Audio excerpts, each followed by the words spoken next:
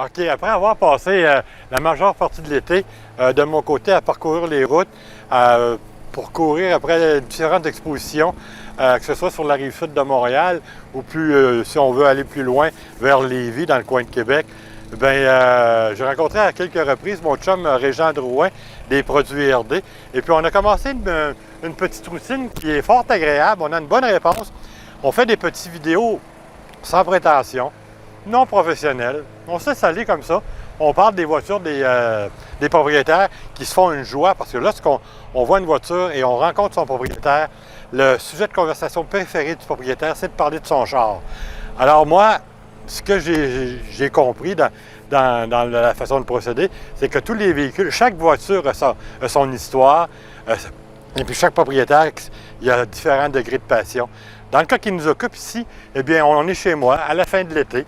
On est même tard dans l'automne. Les feuilles ont presque fini de tomber.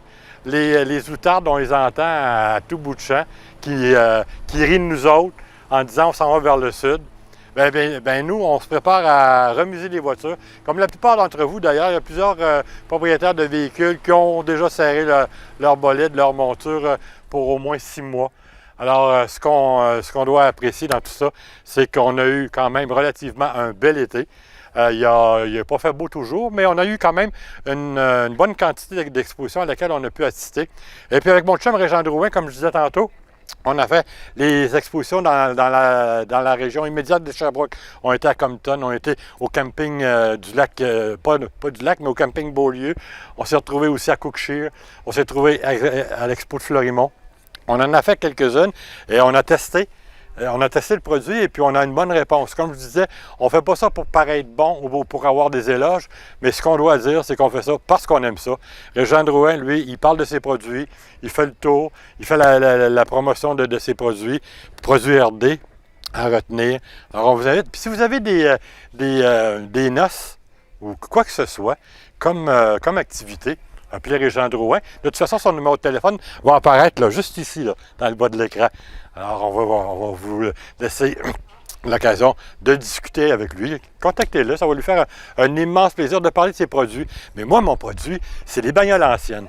Et puis là, aujourd'hui, je vous parle d'une Buick Riviera 1970. J'aime tellement ce modèle que j'en ai deux. J'en ai une bleue et j'en ai une rouge. Alors, on va parler de la bleue pour commencer. La bleue, elle, point de vue kilométrage, 33 000 milles. Alors, je vous laisse calculer en kilométrage que ça donne, mais parce qu'à l'époque, on parlait de millage, de 1000 milles sur les produits américains.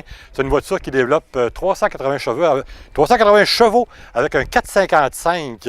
C'est la voiture dont on parle aujourd'hui, la Riviera GS, qui signifie Grand Sport. Ce modèle de Riviera a été produit à seulement une année, à peu près à une trentaine de mille exemplaires, parce qu'en 69, c'était un modèle qui était semblable à ça, mais avec beaucoup de variantes.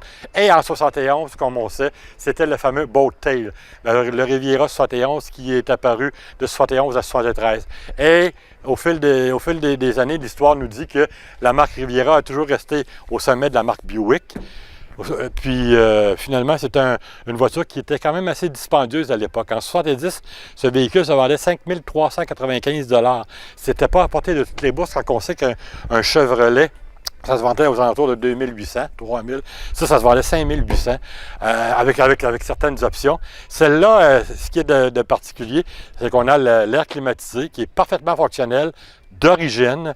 On a également le tape, le 8-track, qui est aussi fonctionnel.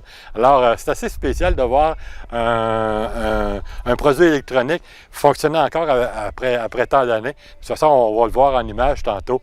Assez spécial. L'intérieur de la voiture est assez remarquable aussi. Parfaitement bien conservé. C'est une voiture de 32 000 milles, 33 000 milles. Donc, elle n'a presque pas roulé. Mais c'était quand même une voiture qui est intéressante. Mais je vous donne un petit cue comme ça. Mon préféré, c'est le 71. Mais on va regarder un peu les composantes. On parle de l'intérieur. Il y a siège baquet avec transmission plancher.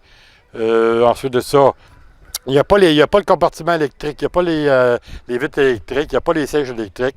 Mais par contre, il y a d'autres options qui sont intéressantes, comme l'air climatisé et bien d'autres choses.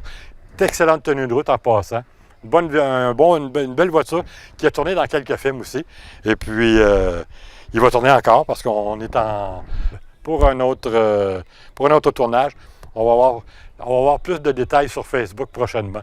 Alors, à la production, à la caméra, Régent Drouin pour les produits RD.